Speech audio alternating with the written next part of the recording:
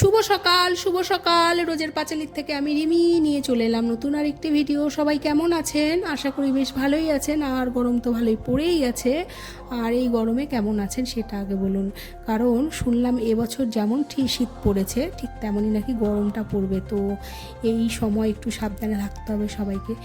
যাই হোক, কিছু করার নেই, গরম তো গরমই আর শীত তো শীতই, আর একটু সাবধানে থাকতে হবে, এটাই যা। আর যাই হোক, গল্প করতে করতে রান্নাঘরে এসেই পড়েছে। আর আমি অনেকটা এগিয়ে নিয়েছি আজকে, কারণ টুকু আসেনি। আমি ভীষণ সকালে উঠেছি আজকে, ছেলে স্কুলে যাবে বলে আলু সেদ্ধ ভাতটা প্রথমে নামিয়েছিলাম, তারপরে ভাবলাম বেগুন ভাজা আর মানে অল্প অল্প করে, যেমন শিম আর ঢ্যাঁড়স অল্প অল্প ছিল, একটা যদি করি হতো না, তাই দুটো একসাথে দিয়ে একটা আলু দিয়ে একটুখানি ভাজা ভাজা করে নিলাম। ওইদিকে বেগুন ভাজা আর ওইদিকে আলু সেদ্ধ ছিল। আর ডালটা পিষে রেখেছিলাম, হঠাৎ করে বাবা মটরশুঁটি আর আলু নিয়ে আসলো, সাথে সামান্য একটু লাউ ছিল।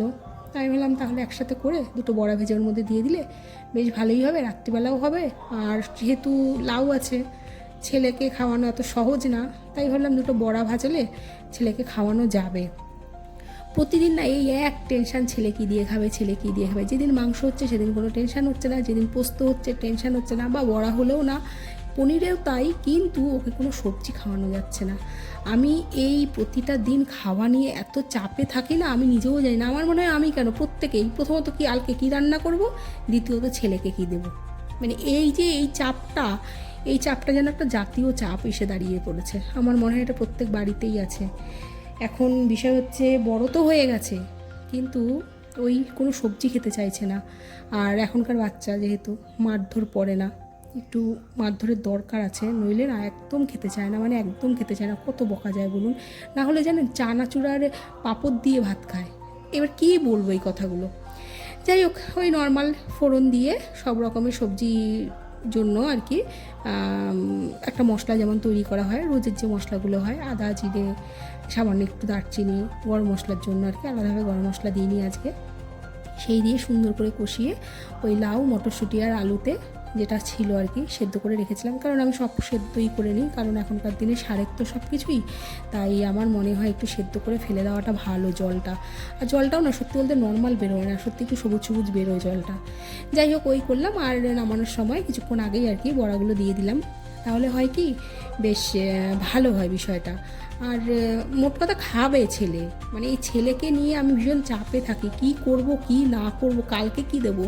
রুটি খেয়ে নিচ্ছে, কিন্তু দুবার যখন সকাল বিকাল, মানে সকাল দুপুর ভাত হচ্ছে, তখন বড্ডই সমস্যা হয়ে দাঁড়াচ্ছে। যাই হোক, কথা বলতে বলতে আমার প্রায় রান্না হয়ে গেছে। আর ভাই এসেছিলো, ভাই বলতে আমার ছোটো বড়টি, সে এসেছিলো, সে আজকে আবার রং খেলেছে। তো কিছু করার নেই, রং খেলে সে নাকি আবার ভীষণ পরিমাণে রং টং ধুয়েছে। এবার সে গল্প করছিল অনেকক্ষণই এসে, আর আমিও অনেকক্ষণ গল্প করছিলাম ওর সাথে। আর টিভি চলছে ঠিকই, কিন্তু গল্পটাই বেশি চলছে আর কি। তারপরে বললাম তাহলে চল খাবি, না আমি খাবো না, এখানেও একটা ব্যাপার আছে, পিসি বাড়ি যাচ্ছে, আপনি স্বস্তিককে নিয়ে যাবে, কাকাবাবু তুমি চলো, কিন্তু কাকাবাবু তো যাবেন না, কিছু করার নেই। এই আর কি চললো দুজনা মিলে অনেকক্ষণই। আমি বললাম চল তাহলে এবার খাওয়া দাওয়ার ব্যবস্থা করি। কিছুতেই খাবে না, মানে কিছুতেই খাবে না। যাই হোক, আমি তাও ভাতটা বেড়ে রাখলাম ওর বাবার জন্য আর ওর জন্য। আর এই যে সেই শিম দিয়ে আলু দিয়ে আর ঢ্যাঁড়স দিয়ে একটা ভাজা, আলু সেদ্ধ, বড়া, বেগুন ভাজা, আর সব একটা মানে মটরশুঁটি, আলু, লাউ আর বড়া দিয়ে এই যে এই রসাটা করেছি, রসাটা সত্যি ভালো হয়েছে, পরে দেখলাম দারুণ হয়েছে, দারুণ মানে দারুণ। এবার সুন্দর করে বেড়ে রেখে দিই, এবার ওর বাবা যখন খাবে খাবে, কারণ স্নান করে আসলেই খাবে, আর ছেলেও তাই যখন খাবে খাবে, সেই আশায় আছি। আর এই তো এই করতে করতে প্রায় সন্ধেই হয়ে গেল। দুপুরের খাওয়া দাওয়া হওয়ার পরে কিছুক্ষণ এদিক ওদিক করলাম, কারণ আজকে আর হাঁটতে যাইনি, কদিন থেকে একটু হাঁটাটা বন্ধ আছে। তারপরে যাব রুটি করতে, আর বাড়িতেই ছিলাম, কালকে থেকে আবার নতুন করে হাঁটতে যাব ঠিক করেছি, কারণ একটু প্রবলেম হচ্ছিলো, এই বৌদির একটু সমস্যা হচ্ছিলো, আমারও সমস্যা ছিল, চারপাশে কীর্তন হচ্ছে পাড়াতে। না ঠিক আছে, 2 দিন পরেই আবার হাঁটতে যাব। এই করে এবারেই রাতের দিকে চলে আসলাম, এসে এবার রাতে রুটির দিকে চলে আসলাম, কারণ রুটিটা করলে পরে না বাবার সমস্যা না ছেলের সমস্যা, মানে রুটির সাথে যে কোনো কিছু খেয়ে নেয়, আলু সেদ্ধ, আলু ভাজা, আলু চচ্চড়ি, নইলে ডিম, কোনো সমস্যা নেই। ওর বাবা আবার গরম গরম রুটি শুধু শুধুও খেয়ে নিতে পারে, এরকম একটা ব্যাপার, কোনো সবজি না হলেও চলে। তো যাই হোক, রুটি করতে চলে আসলাম। আর এই রুটি করে তারপরে ধীরে সুস্থে আবার রাতের জায়গায় রাতে কিছু করতে হবে, কারণ টুকু তো নেই, টুকু গেছে যেহেতু আজকে ছুটি নিয়েছে, কালকে দেখা যাক কী হয় শাশুড়ির মানে শরীর খারাপ অনুযায়ী তারপরে যা হওয়ার হবে। আর আজকের মতন ভিডিওটি আমি এখানটাই রাখবো।